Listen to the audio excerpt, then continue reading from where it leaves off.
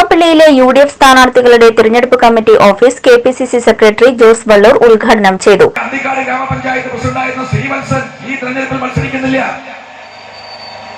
താന്യം ഗ്രാമപഞ്ചായത്ത് പ്രസിഡന്റും പടലൂർ ഗ്രാമപഞ്ചായത്ത് പ്രസിഡന്റും ഈ തെരഞ്ഞെടുപ്പിൽ മത്സരിക്കുന്നില്ല. എന്താ കാരണം?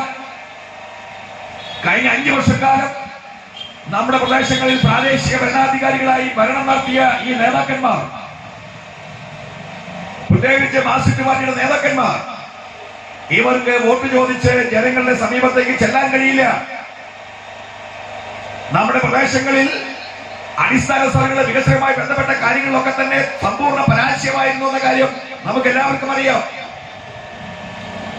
വെള്ളത്തിന്റെ വെളിച്ചത്തിന്റെ വഴിയുടെ കാര്യങ്ങളിൽ, സാധാരണക്കാരെ ബാധിക്കുന്ന നിരവധി വിഷയങ്ങളിൽ ഈ പ്രദേശത്തിന്റെ വികസന സാധ്യതകൾ ഇല്ലാതാക്കി ഏതിടപാടിലും അഴിമതി നടത്തുന്നവരായി ഈ പ്രാദേശിക ഭരണാധികാരികൾ മാറുമ്പോ 5 വർഷക്കാലം പ്രസിഡന്റുമാരായി ഈ പ്രദേശങ്ങളിൽ ഒരുപാട് മാർക്സിസ്റ്റ് പാർട്ടിക്ക് വേണ്ടി, ഇടതുപക്ഷ മുന്നണിക്ക് വേണ്ടി പ്രവർത്തനങ്ങൾ നടത്തിയ സഖാക്കൾ, ആ സഖാക്കൾ ഈ തെരഞ്ഞെടുപ്പിൽ മത്സരിക്കാതെ മാറി നിൽക്കുന്നു എന്നത് തന്നെയാണ് ഈ തെരഞ്ഞെടുപ്പിൽ ഐക്യ ജനാധിപത്യ മുന്നണി ജയിക്കുമെന്നതിന്റെ. യോഗത്തിൽ 18-ാം വാർഡ് പ്രസിഡന്റ് ഉമ്മർ സ്വാഗതം പറഞ്ഞു.